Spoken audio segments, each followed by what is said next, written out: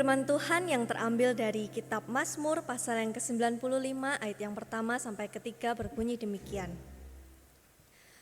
Marilah kita bersorak-sorai untuk Tuhan, bersorak-sorai bagi gunung batu keselamatan kita. Biarlah kita menghadap wajah-Nya dengan nyanyian syukur, bersorak-sorai baginya dengan nyanyian mazmur. Sebab Tuhan adalah Allah yang besar, dan Raja yang besar mengatasi segala Allah. Mari kita menyiapkan hati dan diri kita untuk menghadap hadirat Tuhan. Biarlah pada hari ini kita mengarahkan hati kita untuk hanya fokus pada Tuhan. Mari kita bersatu teduh sejenak.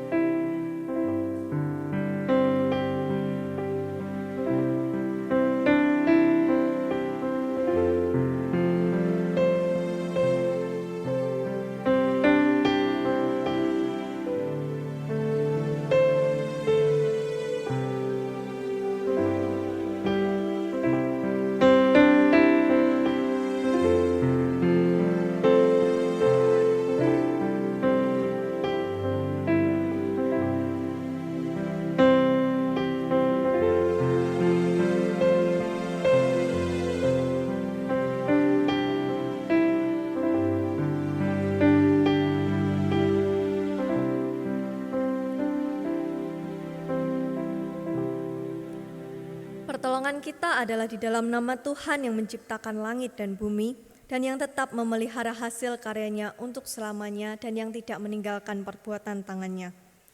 Turunlah atas kita anugerah damai sejahtera dari Allah Bapa Tuhan kita Yesus Kristus. Amin. Tuhan tidak pernah salah karena Dia mengizinkan kita untuk berada dalam kesesakan di tengah pandemi corona ini. Tapi Dia menginginkan kita untuk lebih mensyukuri hal-hal kecil dalam keseharian kita, seperti misalnya matahari yang menyinari bumi, kemudian adanya angin yang menyejukkan kita pada malam hari. Kiranya pujian yang akan kita naikkan ini bisa menjadi pengingat bagi kita, karena demikianlah cara Tuhan mengasihi kita.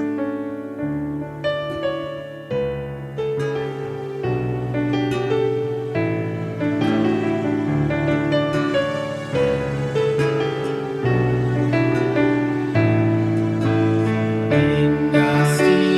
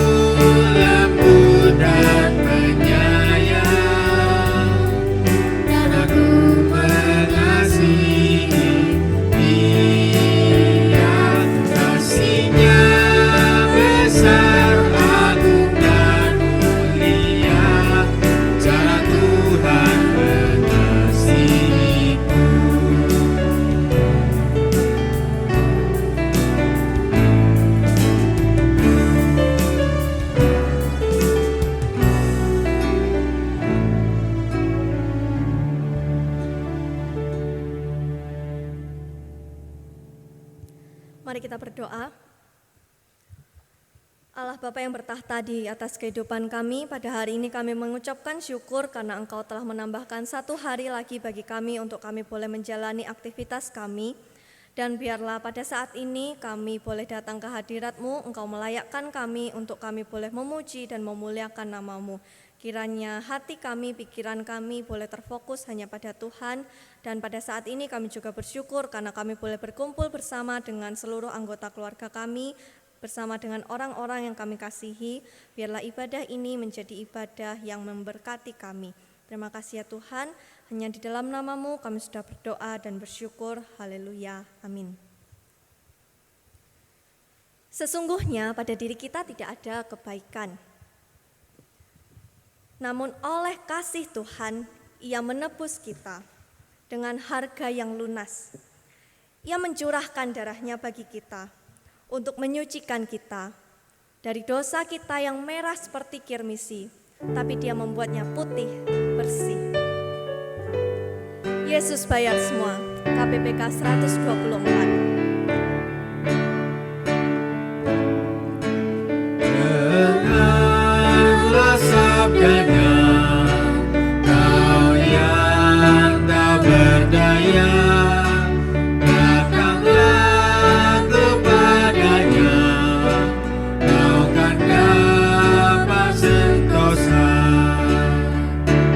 Yesus bayar semua hutang dosaku. Dosa bagai kirmisi, jadi putih bersih. Adalah padaku suatu kebaikan, tapi darah Tuhanku memberikan kelepasan. Yesus bayar semua hutang dosaku. Dosa bagai kirmisi, jadi putih bersih. Di depan tatanya, sekarang ku berteduh, ku jadi anak Allah, hatiku bersyukurlah. Yesus bayar semua hutang dosaku. Dosa bagai kirmisi, jadi putih bersih.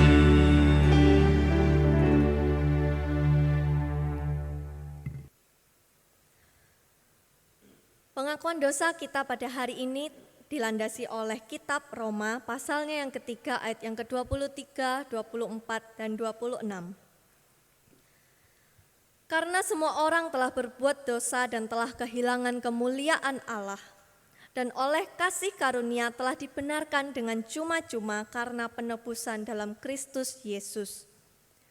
Maksudnya ialah untuk menunjukkan keadilannya pada masa ini, supaya nyata bahwa Ia benar dan juga membenarkan orang yang percaya kepada Yesus. Mari Bapak Ibu, Saudara-saudari yang saya kasihi, kita tundukkan kepala, kita mengakui setiap dosa dan kesalahan kita, keseharian kita yang mungkin secara tidak sengaja kita lakukan yang mendukakan hati Tuhan. Mari kita terbuka di hadapan Tuhan. Mari kita berdoa.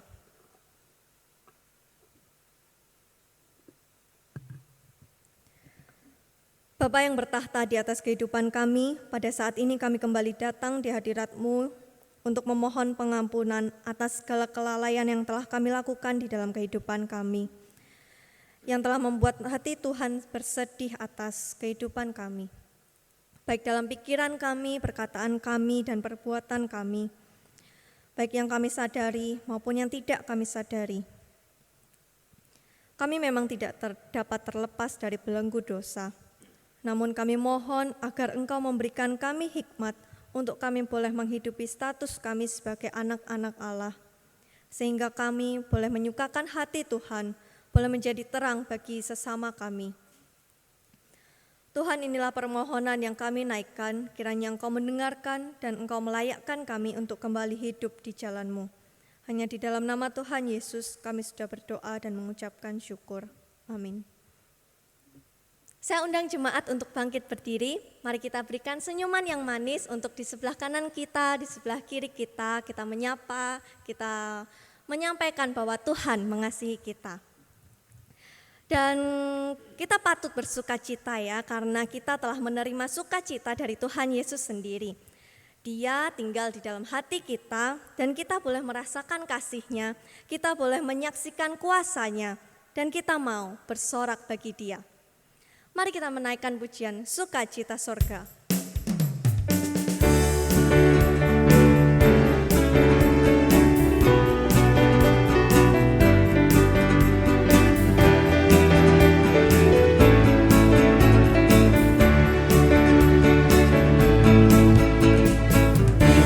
Sukacita surga, itulah kekuatan bagi jiwa.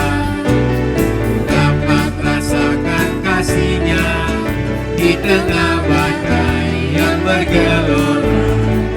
Terima sukacita surga, itulah kekuatan bagi jiwa. Dapat saksikan kuasa-Nya, taklukan badai yang bergelora.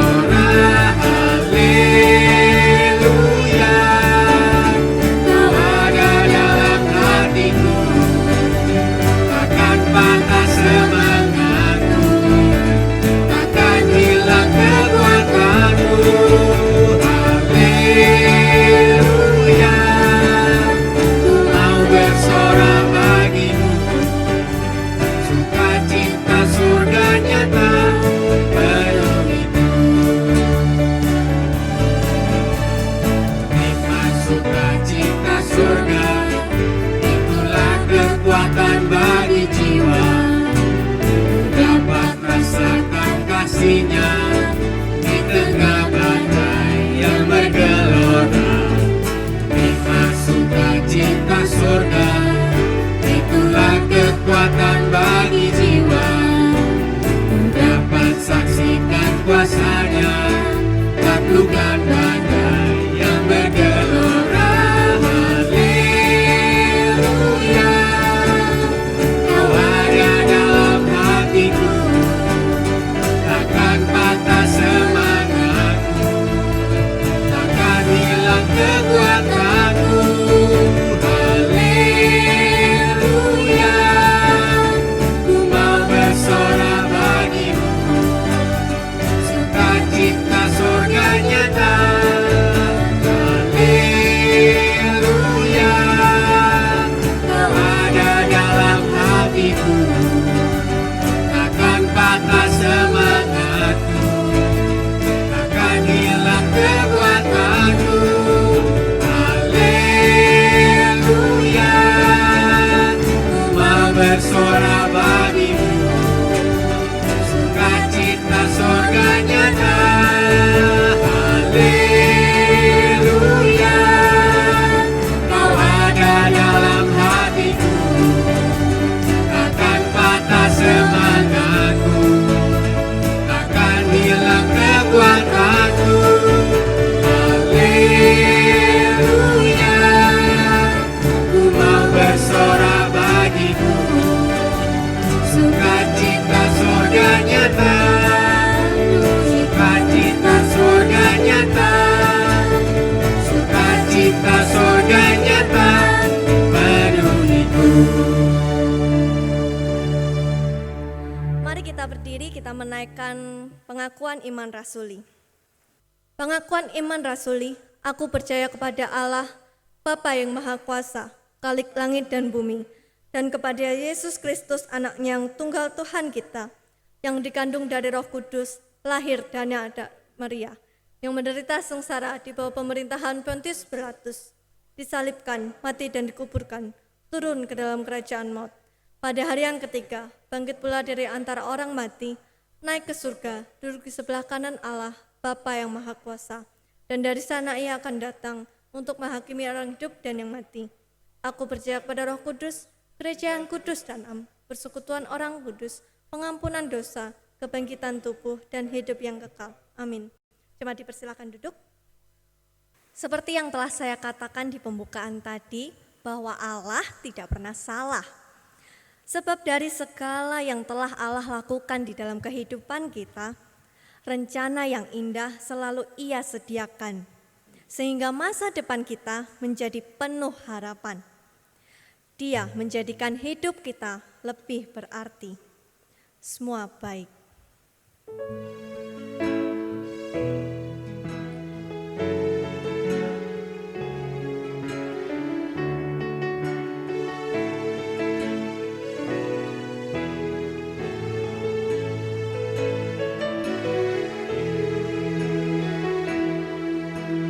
Dari semula Engkau tetapkan hidupku dalam tangan-Mu, dalam rencana-Mu Tuhan. Rencana indah telah Kau siapkan bagi masa depanku yang penuh harapan.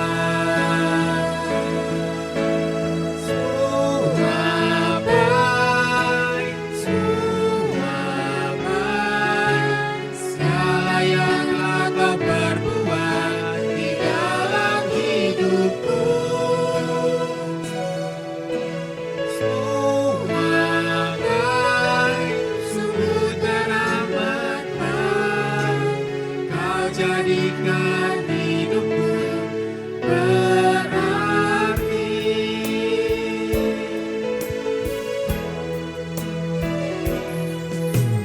Dari semula telah Kau tetapkan hidupku dalam tangan-Mu, dalam rencana-Mu Tuhan.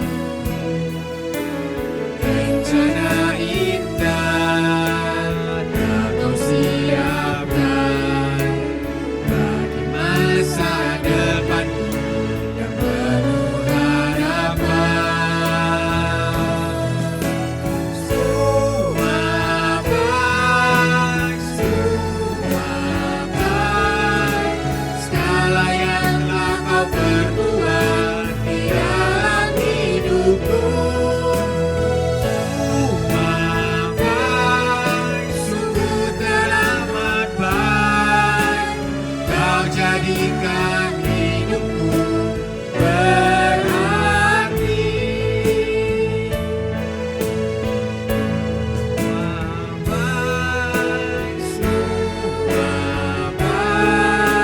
Segala yang telah Kau perbuat di dalam hidupku.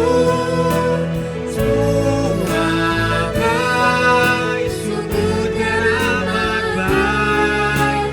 Kau jadikan hidupku berarti. Kau jadikan hidupku berarti. Kau jadikan hidupku berarti.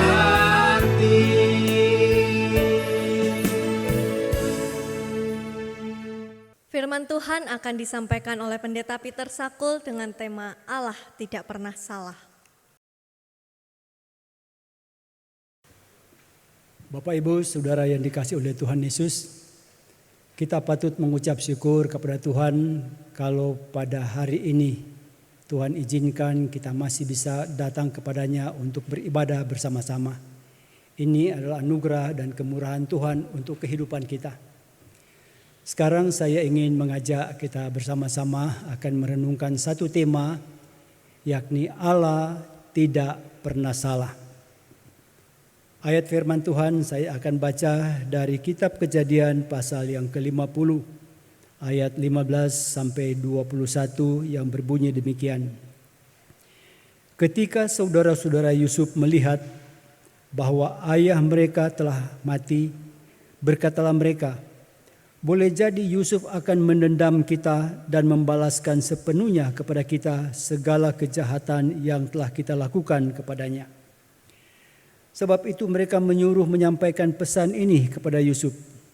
Sebelum ayahmu mati, ia telah berpesan, beginilah harus kamu katakan kepada Yusuf, ampunilah kiranya kesalahan saudara-saudaramu dan dosa mereka, sebab mereka telah berbuat jahat kepadamu.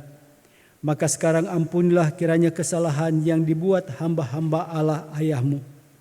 Lalu menangislah Yusuf ketika orang berkata demikian kepadanya.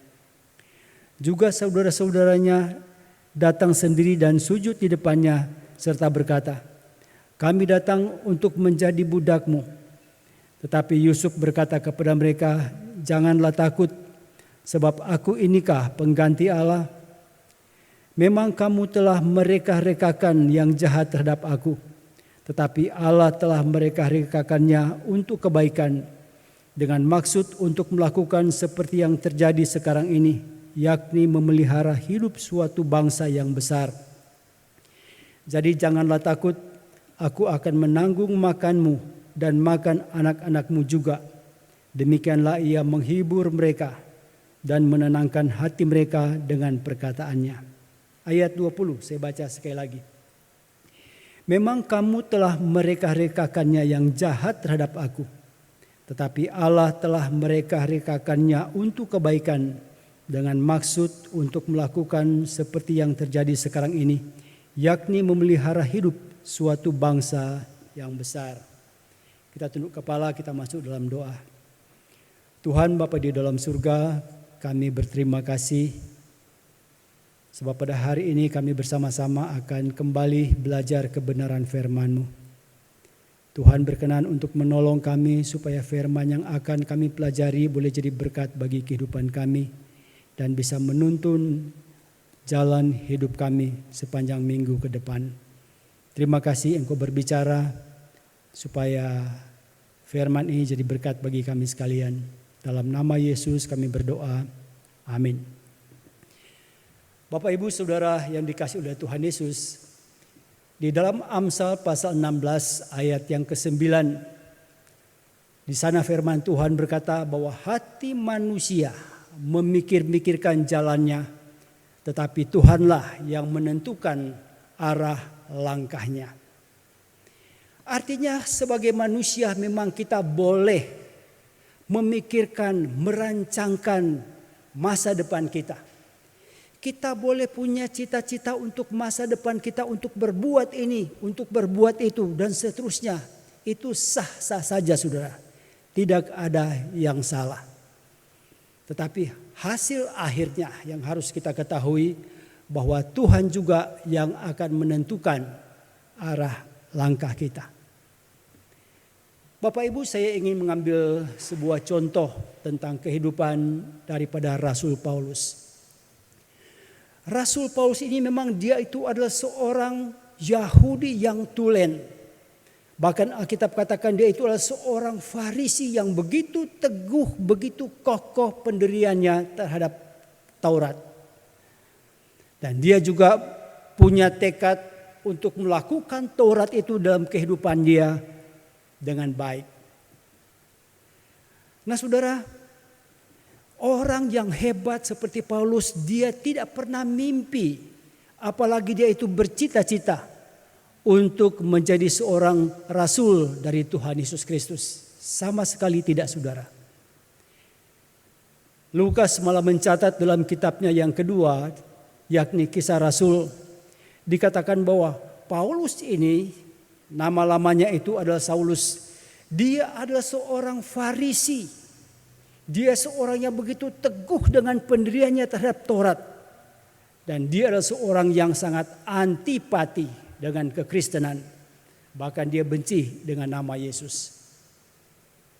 Paulus ini pernah datang kepada imam besar.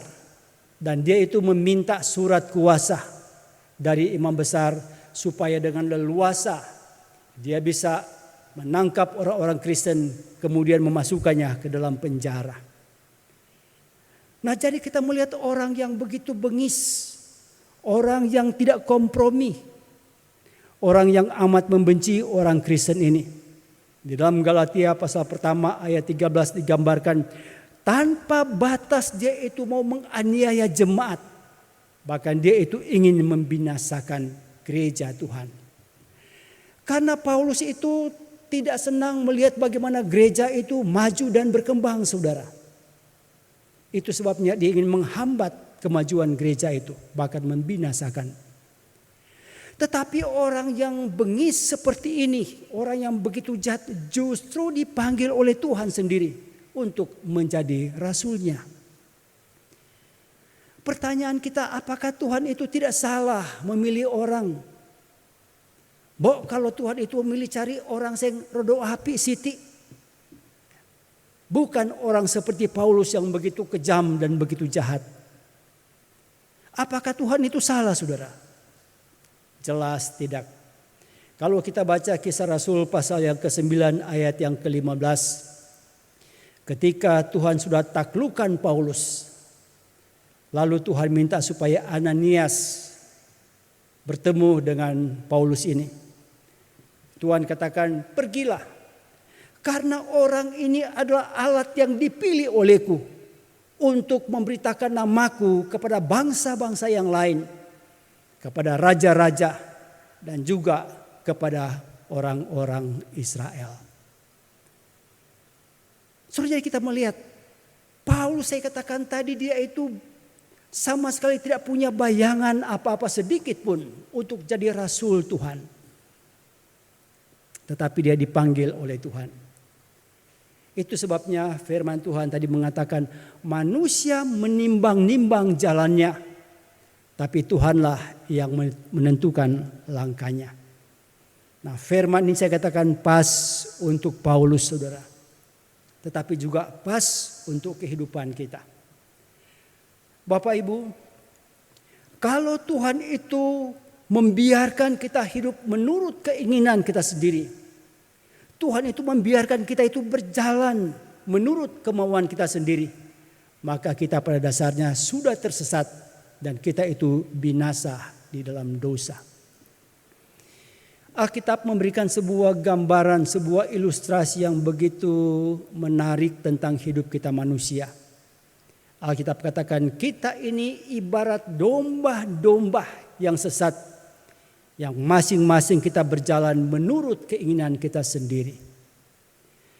Bapak Ibu, domba ini adalah salah satu binatang yang bodoh. Kalau dia sudah berjalan agak jauh, dia tidak bakal bisa pulang ke rumah. Bahkan mungkin dia itu tersesat, sehingga gembala domba itu harus pergi kemudian mencari dia dan membawa kembali dia ke kandang domba. Kalau tidak, dia akan jadi santapan dari binatang-binatang buas yang jahat itu. Nah, kita ini persis seperti domba-domba itu, saudara. Kita adalah orang-orang yang mudah tersesat karena kita kepingin berjalan menurut kemauan kita sendiri. Tapi oleh kemurahan Allah, Tuhan itu memanggil, Tuhan memilih kita sekalian. Dan Tuhan itu tidak pernah salah untuk memanggil dan memilih kita. Kenapa, saudara? Karena Tuhan itu punya rencana di dalam kehidupan kita.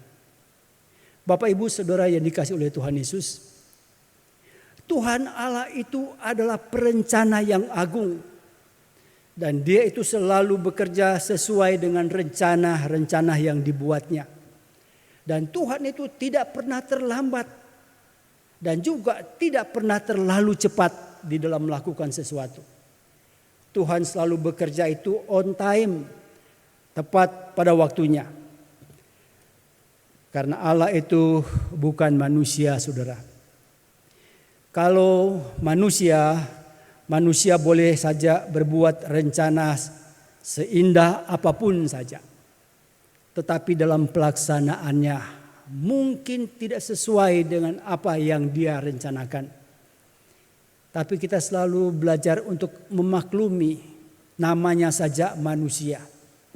manusia itu tidak ada orang yang sempurna, saudara. Tetapi Tuhan Allah ini bukan manusia. Karena itu dia selalu bekerja sesuai dengan schedule yang dia sudah buat. Dan dia selalu bekerja tepat pada waktunya. Itu sebabnya dalam kitab Galatia pasal 4 ayat yang keempat. Di sana firman Tuhan mengatakan, setelah genap waktunya, maka Allah mengutus anaknya Yesus Kristus itu untuk datang ke dalam dunia ini. Kita perhatikan frasa yang mengatakan setelah genap waktunya. Ini menjadi sebuah petunjuk bahwa Tuhan Allah itu selalu bekerja dengan baik, tidak serampangan. Dia bekerja dengan sistematis sesuai dengan rencana dan tepat waktu. Kemudian dia mengutus anaknya yang tunggal datang ke dalam dunia ini. Jadi kalau saya katakan saudara bahwa Allah selalu bekerja sesuai dengan waktunya dalam setiap rencana yang dia lakukan, itu berarti tidak ada yang kebetulan di dalam Allah. Apalagi salah, sama sekali tidak. Bapak Ibu, bahkan di dalam rencananya itu Allah sudah memperhitungkan faktor kesalahan manusia. Dan tidak tertutup kemungkinan bahwa faktor kesalahan manusia itu bisa dipakai oleh Tuhan Allah untuk menggenapi rencana Dia. Nah, satu contoh yang coba saya angkat yakni tentang Yudas Iskariot. Saudara, Yudas Iskariot ini sudah membuat sesuatu yang sangat fatal di dalam kehidupannya ketika dia menjual gurunya, dia menjual Tuhannya itu. Ini sebuah kesalahan yang fatal, tetapi Tuhan pun mampu memanfaatkan kesalahan ini untuk menggenapi rencana agung Tuhan untuk keselamatan kita manusia. Sebab bagi Allah tidak ada sesuatu yang mustahil. Saudara, setan-setan boleh saja mencoba untuk menghalangi rencana Allah. Yudas boleh dikatakan sukses, dia menjual gurunya dengan harga 30 keping perak. Pemuka-pemuka agama Yahudi mungkin mereka merasa puas, lega, karena mereka sudah bisa berhasil menyingkirkan orang yang sangat mereka benci, yakni Tuhan Yesus. Mereka bukan sekadar menyeret, mereka memakukan dia di atas kayu salib. Tetapi itu tidak berarti bahwa rencana Allah itu gagal. Saudara yang dikasihi oleh Tuhan Yesus, di dalam Ayub pasal 42 ayat 2 itu mengatakan, aku tahu bahwa Engkau Tuhan sanggup melakukan segala sesuatu dan tidak ada rencanamu yang gagal. Nah saudara, kalau rencana Allah itu meleset apalagi gagal, maka dia itu bukan Allah. Ya. Kalau ada rencana Allah yang sudah dirancang dari dalam kekekalan lalu meleset atau gagal, maka dia itu bukan Allah. Tetapi yang benar saudara, bahwa Allah itu mampu mengubah hidup kita manusia. Allah mampu untuk mengubah sesuatu yang kelihatannya sudah hancur, yang sudah remuk, kegagalan dalam hidup kita bisa dipulihkan kembali oleh Tuhan. Karena Dia itu adalah Allah. Saudara yang dikasihi oleh Tuhan Yesus, saya membaca dalam sebuah buku yang berjudul Kisah Kasih Allah. Di situ ada seorang hamba Tuhan yang bercerita tentang karya mosaik di istana kerajaan Teheran. Dikatakan karya mosaik ini merupakan salah satu karya yang terindah di dalam dunia ini. Ceritanya saudara, jadi pada waktu kerajaan Teheran itu dibangun, si arsitek ini memesan sebuah cermin dari Perancis dengan harga yang mahal. Kemudian cermin itu dibawa dengan kapal. Sangat hati-hati saudara. Tetapi ketika cermin itu mau diturunkan dari kapal, sekalipun orang-orang itu sudah mengangkat, mereka sudah hati-hati, tapi yang namanya kecelakaan tidak bisa dihindari. Terbentur di sebuah benda yang keras, kemudian cermin itu pecah berkeping-keping. Tentunya perasaan orang yang melihat itu menjadi kaget saudara, termasuk sang arsitek ini. Tadinya rencananya bahwa cermin yang sudah pecah ini akan dibuang, tapi kemudian si arsitek itu berubah pikiran. Dari keping-keping cermin yang sudah hancur itu, kemudian dia membuat sebuah mosaik yang luar biasa terkenal, membuat orang-orang kagum melihatnya. Nah, Bapak Ibu, saudara dikasih oleh Tuhan Yesus, saya katakan kalau seorang arsitek yang notabene cuma seorang manusia, dia mampu untuk berbuat sesuatu yang luar biasa. Apalagi Tuhan kita, saudara. Dia itu adalah arsitek yang agung dari dunia ini. Dia mampu untuk melakukan segala sesuatu, bahkan yang mustahil sekalipun sanggup dia kerjakan dengan baik. Saya ingin melihat satu contoh lagi di dalam Alkitab tentang seorang perempuan Samaria. Kisahnya tentunya kita sudah sering kali mendengar. Perempuan Samaria ini dikenal sebagai perempuan yang tidak pernah puas. Dia menikah gonta-ganti sudah 5 laki-laki, dan yang hidup bersama-sama dengan dia dikatakan itu bukan suaminya juga. Sehingga perempuan yang dianggap sebagai amoral ini seringkali itu dilecehkan kemanapun dia pergi. Orang-orang suka mencibir kalau bertemu dengan dia. Namanya sekalipun tidak disebut dalam Alkitab, tetapi zaman itu mungkin orang-orang yang sudah kenal dengan namanya berusaha untuk menjauhkan diri dari dia. Dianggap ini perempuan yang tidak baik. Sebaliknya wanita pun itu menilai dirinya bahwa dia itu wanita yang sudah rusak. Tetapi dia memang menerima ini, saya seorang wanita yang sudah hancur, yang tidak punya masa depan lagi. Tetapi ketika dia berjumpa dengan Tuhan Yesus di sumur Yakub, dari percakapan dengan Tuhan Yesus, kemudian wanita ini diubahkan oleh Tuhan. Menjadi manusia yang baru kembali. Yang tadinya dia tidak pernah pikirkan bahwa dia akan menjadi manusia yang baru di dalam Kristus. Di dalam Alkitab kita kembali lihat kehidupan daripada Yusuf. Saudara, Tuhan Allah itu memilih dia dan punya rencana dalam kehidupan dia, yakni untuk memelihara suatu bangsa yang besar. Sehingga sekalipun saudara-saudaranya itu mereka-rekakan yang jahat terhadap Yusuf, tetapi Tuhan mampu mengubahkan menjadi sesuatu yang baik. Bukan cuma untuk dia, tetapi juga untuk saudara-saudaranya dan untuk orang yang banyak. Jadi kita lihat bahwa rencana Allah itu bisa digenapi di dalam kehidupan dia. Bapak, Ibu, Saudara yang dikasihi oleh Tuhan Yesus. Tuhan itu mempunyai rencana di dalam hidup kita masing-masing.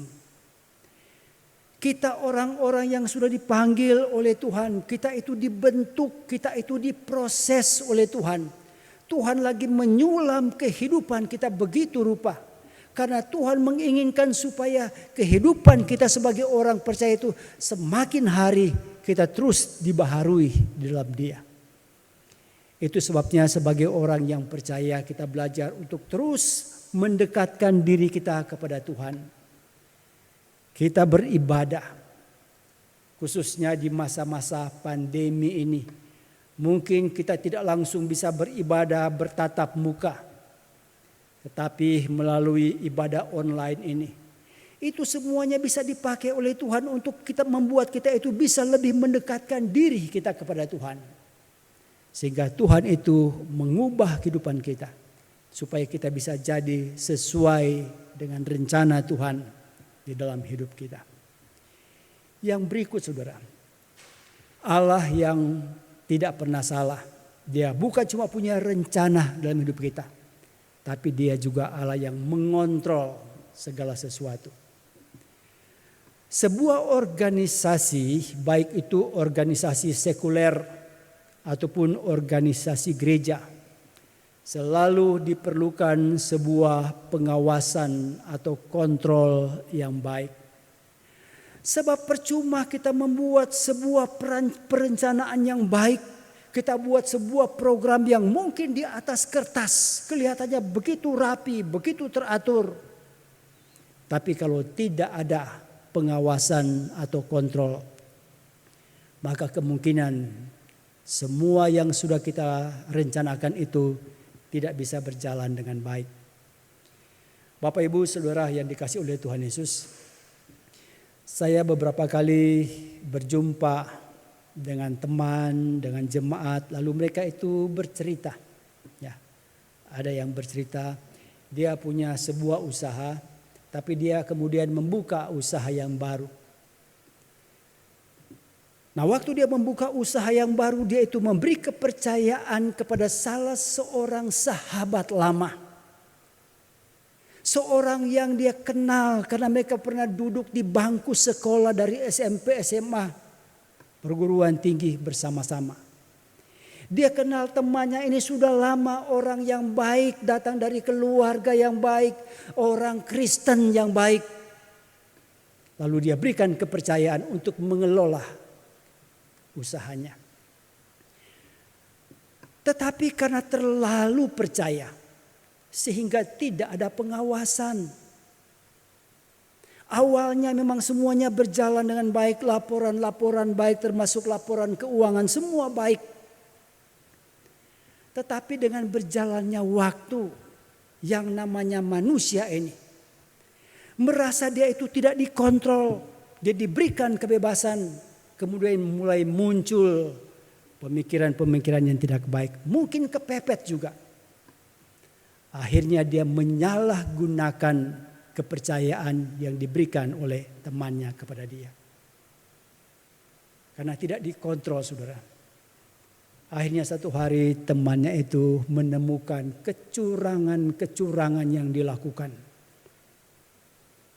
Bapak Ibu, dari peristiwa-peristiwa semacam itu saya seringkali menasihati teman-teman yang lain. Sekalipun kita punya orang kepercayaan yang kita sudah kenal, wow dia itu orang Kristen gereja lagi. Tapi kita belajar harus selalu ada pengawasan. Ada kontrol yang baik terhadap mereka. Supaya jangan sampai terjadi hal-hal yang tidak baik. Nah begitu juga saya katakan dalam sebuah perusahaan, termasuk dalam organisasi gereja. Unsur pengawasan atau kontrol ini sangat penting. Bapak Ibu, kita patut mengucap syukur kepada Tuhan. Karena Allah kita, dia bukan sekedar perencana yang agung, tapi juga seorang pengontrol yang bijaksana. Di dalam pembacaan kita yang tadi, Kejadian pasal yang ke-50, khususnya ayat yang ke-20. Di sana kalau kita perhatikan baik-baik, di sana terlihat dengan jelas bagaimana Tuhan Allah itu mengawasi kehidupan daripada Yusuf. Sehingga niat-niat jahat dari saudara-saudaranya itu yang mau mencelakakan Yusuf itu diubah menjadi sebuah kebaikan. Saya berpikir seandainya saudara kisah Yusuf itu difilmkan, maka kisah ini akan berakhir happy ending. Sebab Alkitab itu menceritakan akhirnya Yusuf itu menjadi orang nomor 2 di Mesir. Menjadi seorang yang kaya. Menjadi orang kepercayaan daripada Firaun. Dan dia itu dihormati di mana-mana. Tetapi siapa sangka saudara. Orang yang sekaliber Yusuf ini, dia itu mempunyai liku-liku kehidupan yang sangat memilukan. Dari seorang yang sangat disayang oleh ayahnya, dia itu dimanja, diberikan pakaian-pakaian yang bagus. Tapi kemudian dia menjadi orang yang sangat dibenci oleh saudara-saudaranya. Dan kebencian itu akhirnya melahirkan niat untuk menghabisi Yusuf. Tetapi sekali lagi kita melihat bahwa ada tangan Tuhan yang mencegah niat-niat jahat dari saudara-saudaranya untuk membunuh dia. Dan akhirnya Yusuf itu dijual ke Mesir. Dan baru saja dia tiba di Mesir, dia itu mulai menikmati sebuah kehidupan yang baru. Dan dia itu mendapat kepercayaan yang begitu besar dari majikannya yang bernama Potifar. Seluruh isi rumahnya, seluruh kekayaan itu diberikan kepercayaan untuk dikelola oleh Yusuf. Ini sesuatu yang luar biasa. Tapi belum saja dia menikmati itu semuanya, tiba-tiba dia difitnah oleh istri Potifar. Sehingga akhirnya Yusuf itu dilemparkan ke dalam penjara. Saudara, kalau kita bisa menggambarkan kehidupan daripada Yusuf ini, maka di sana kita melihat bahwa kehidupan Yusuf ini seperti sebuah grafik kehidupan yang naik turun yang begitu ekstrim, saudara. Kadang terlihat kehidupannya itu berada di atas puncak. Dia kelihatan hidup dengan enak, senang, dia disayang. Tapi tiba-tiba dia terjun bebas. Dia dibenci oleh saudara-saudaranya. Dia dilemparkan ke dalam sumur yang kotor untuk dihabisi. Tetapi kemudian Alkitab mencatat bahwa kehidupannya itu kelihatan dia naik lagi. Tapi turun lagi ke tempat yang paling hina, yakni di dalam penjara. Sehingga akhirnya dia itu menjadi orang yang tertekan di dalam kehidupannya. Nah, saudara yang dikasih oleh Tuhan Yesus, tetapi akhir dari kehidupan Yusuf itu diceritakan dia jadi orang nomor 2, orang kepercayaan daripada Raja Firaun. Ini sesuatu yang luar biasa. Nah, kalau kita perhatikan baik-baik perjalanan hidup dari Yusuf ini, maka akan terlihat bahwa di dalam setiap fase kehidupan daripada Yusuf ini selalu terlihat bahwa ada tangan Tuhan yang menjaga, yang mengawasi dan mengontrol kehidupan dia. Seperti apa yang dikatakan oleh pemazmur, sekalipun dia itu terjatuh, tetapi dia tidak sampai tergeletak, sebab tangan Tuhan selalu menopangnya. Dari kisah Yusuf ini, apa kira-kira yang dapat kita pelajari? Apakah Tuhan kita itu tidak teliti di dalam menetapkan arah langkah daripada kehidupan Yusuf ini? Sehingga dia harus mengalami berbagai-bagai macam tantangan dan kesulitan di dalam kehidupan dia. Bahkan kehidupan yang begitu menyakitkan. Saudara, tentu saya katakan Tuhan itu selalu menjaga dan mengawasi kehidupan dia.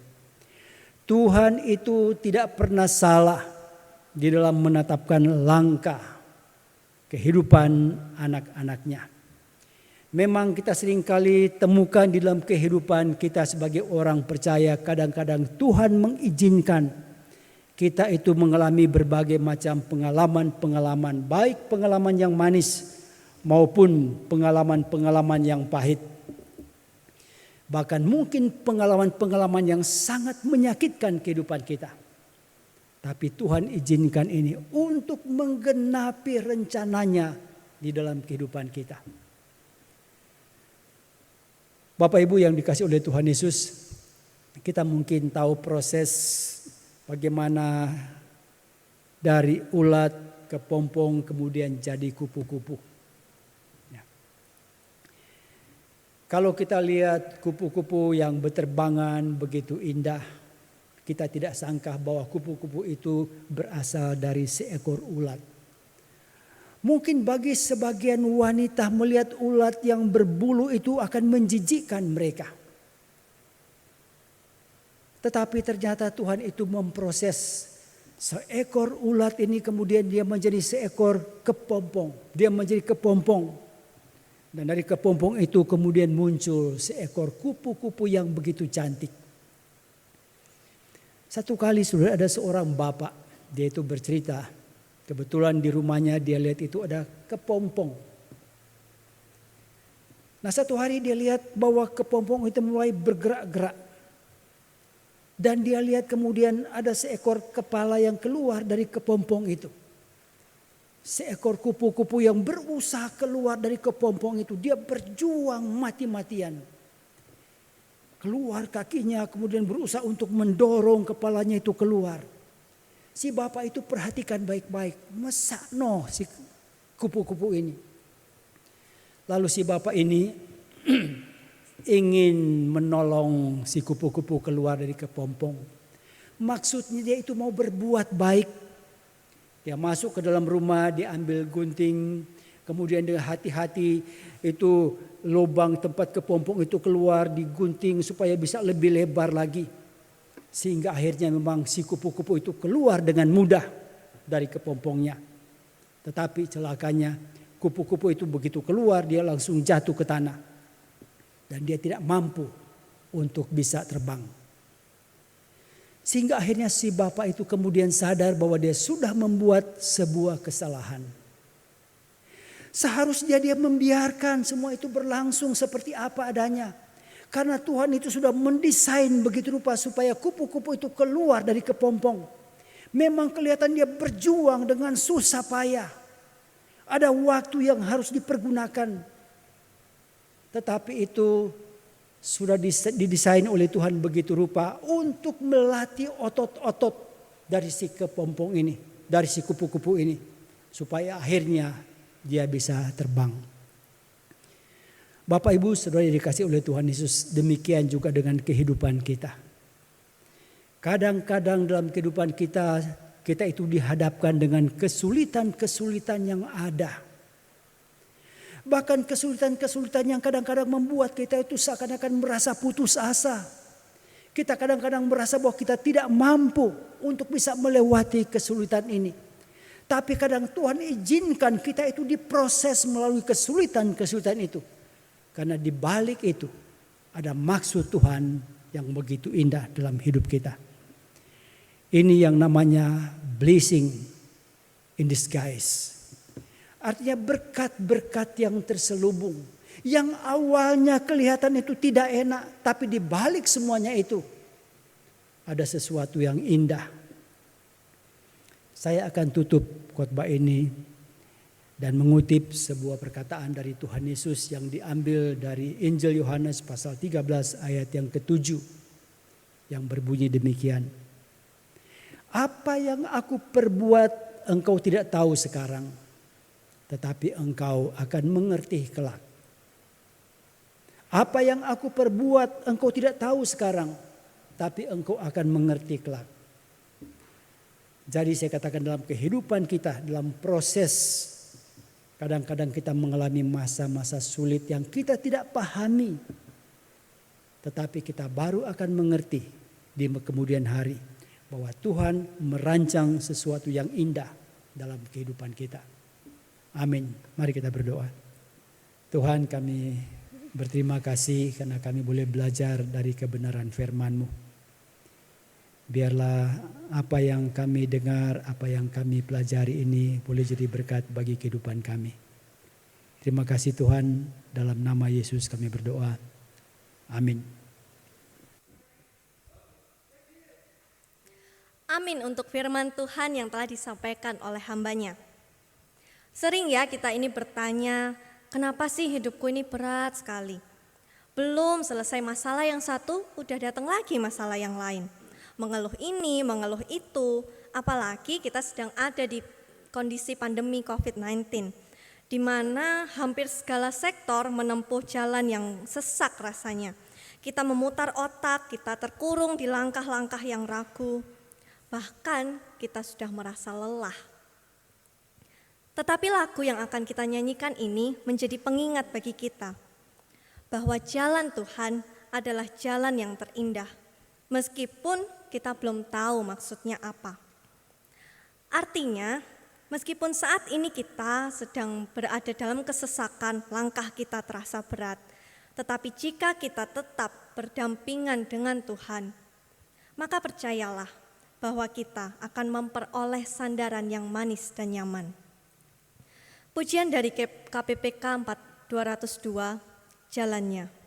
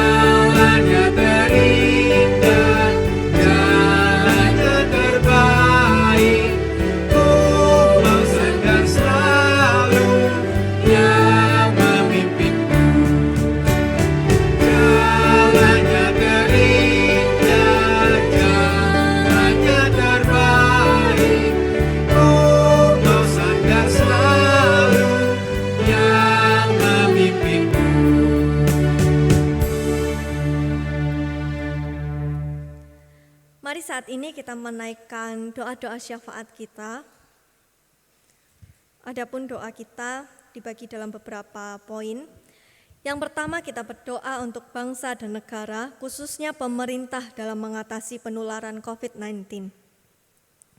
Berdoa juga buat anak-anak sekolah minggu yang baru masuk sekolah, supaya bisa menyesuaikan diri dengan sistem pembelajaran yang baru. Yang ketiga, kita juga berdoa untuk saudara-saudari kita yang sedang berulang tahun pada minggu ini.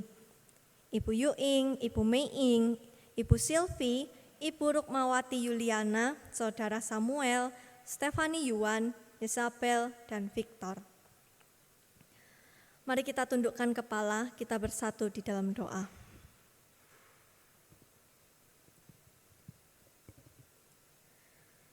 Tiada henti-hentinya kami memohon rahmat Tuhan bagi bangsa dan negara kami, khususnya dalam menangani pandemi COVID-19 ini. Kiranya Engkau memberikan hikmat pada pemerintah dari pusat hingga daerah untuk boleh melaksanakan tugas dan tanggung jawabnya sebagai figur dari masyarakat. Berdoa bagi Bapak Presiden kami, Bapak Jokowi, agar boleh membuat keputusan-keputusan yang baik. Berdoa juga bagi seluruh masyarakat Indonesia, agar boleh bersama bergandeng tangan, berjuang untuk bangkit dari keterpurukan karena adanya pandemi. Kami juga tidak lupa berdoa bagi anak-anak kami yang duduk di bangku sekolah, di mana saat ini mereka sedang memasuki tahun ajaran yang baru. Kiranya Tuhan Yesus memberkati mereka, memberikan mereka hikmat untuk mereka boleh cepat beradaptasi dengan sistem pembelajaran yang baru. Dan biarlah Bapak Ibu Guru dapat menjalankan tugasnya dengan baik sehingga boleh mendidik anak-anak dan mereka boleh membawa bekal untuk masa depan mereka. Kami juga berdoa sebab di antara kami pada saat ini ada yang berulang tahun. Tuhan Yesus, terima kasih karena Engkau telah menyertai kehidupan mereka hari demi hari. Engkau telah menambahkan usia mereka 1 tahun lagi. Engkau mengingatkan bahwa penyertaan Tuhan begitu luar biasa di dalam kehidupan mereka. Kiranya Engkau memberikan mereka kesehatan, umur panjang, serta juga menguatkan iman mereka untuk boleh tetap setia berjalan dengan Engkau. Terima kasih ya Tuhan. Hanya di dalam nama-Mu kami menyerahkan doa ini. Mari kita tutup doa kita dengan doa Bapa kami. Bapa kami yang ada di surga, dikuduskanlah nama-Mu, datanglah kerajaan-Mu, jadilah kehendak-Mu di bumi seperti di surga. Berikanlah kami pada hari ini makanan kami yang secukupnya, dan ampunilah kami akan kesalahan kami, seperti kami juga mengampuni orang bersalah kepada kami. Dan janganlah membawa kami ke dalam pencobaan, tetapi lepaskanlah kami daripada yang jahat, karena Engkau-lah yang punya kerajaan dan kuasa dan kemuliaan sampai selama-lamanya. Amin. Kini tiba saatnya bagi kita untuk memberikan persembahan. Firman Tuhan yang terambil dari Matius pasalnya yang ke-6 ayat yang ke-3 sampai ke-4 menjadi landasan kita.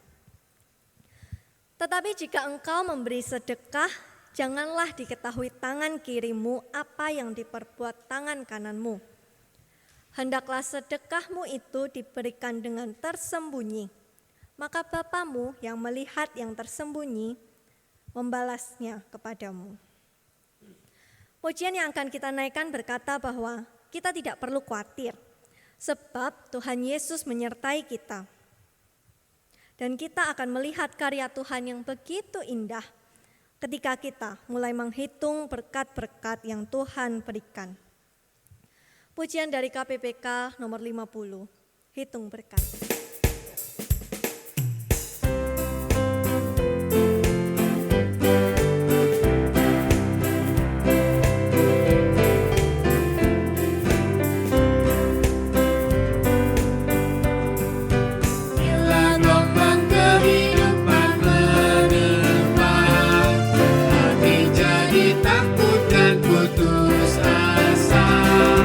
Jangan lupa berkat Tuhan itu.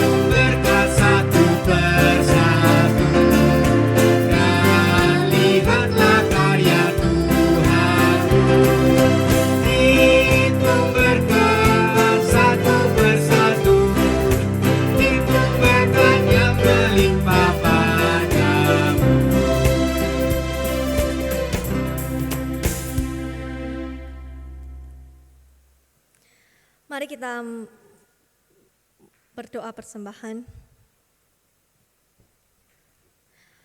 Allah Bapa yang bertata di atas kehidupan kami mengucapkan syukur karena Engkau selalu memelihara kehidupan kami. Engkau memberikan kami berkat yang tiada berkesudahan sehingga kami boleh menjalani hari demi hari kami dengan penuh rasa syukur. Dan pada saat ini kami baru saja memberikan persembahan, kiranya persembahan yang telah kami berikan ini dapat menjadi suatu yang harum untuk Tuhan dan boleh menjadi berkat untuk gereja-Mu di tempat ini. Tuhan, Kau berkati juga bagi majelis yang mengelola persembahan ini sehingga boleh menjadi lebih berguna lagi untuk pelayanan-pelayanan yang ada di gereja-Mu. Terima kasih ya Tuhan, kami menyerahkan persembahan kami dan kami sudah mengucap syukur. Haleluya. Amin. Kini tiba saatnya bagi kita untuk mendengarkan warta jemaat yang disampaikan oleh salah seorang majelis.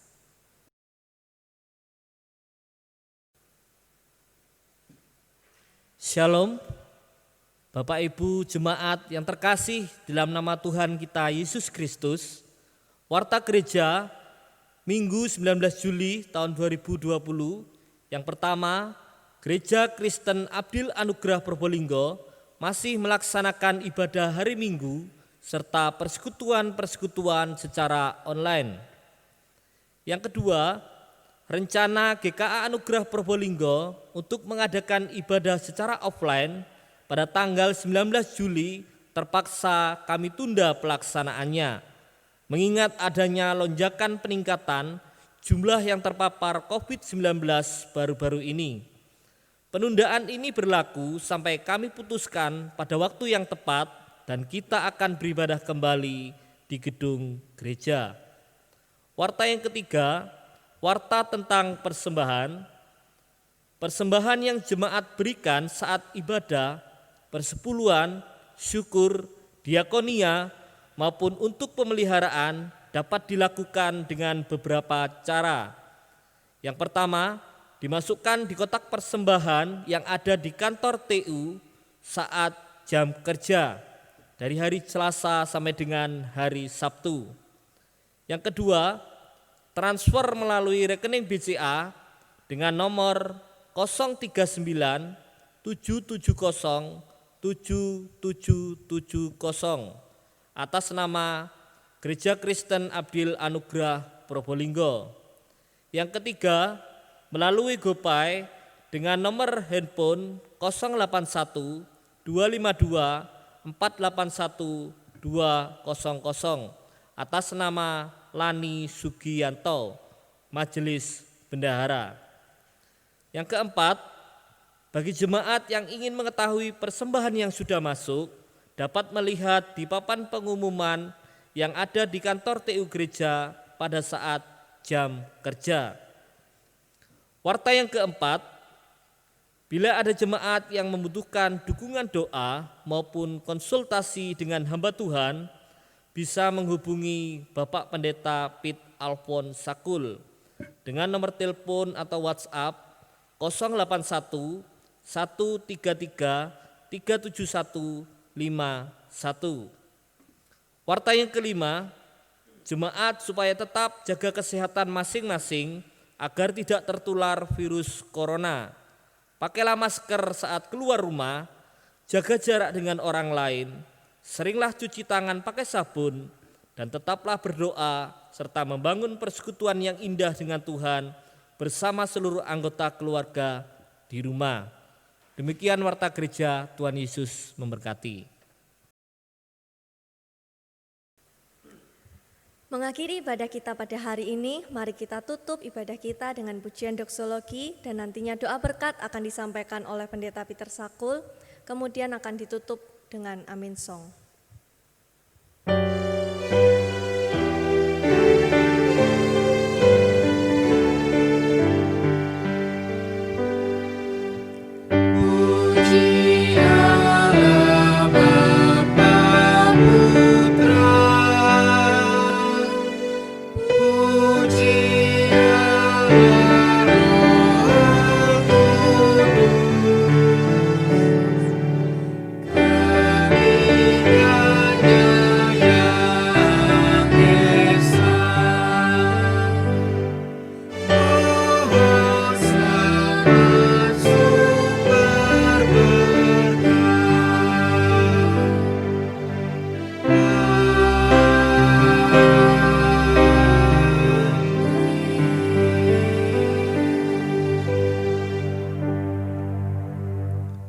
Demikian jemaat Tuhan, kita akan mengakhiri ibadah kita.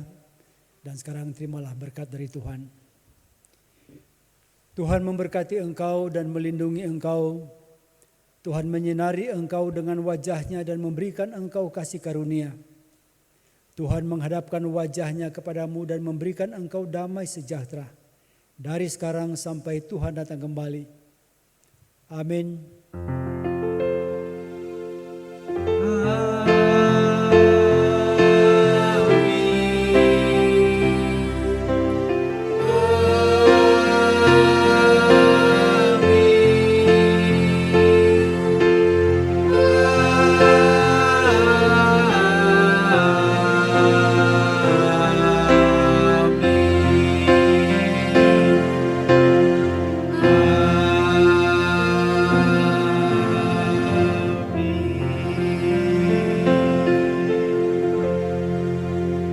Jemaat silakan duduk, saat teduh kebaktian selesai.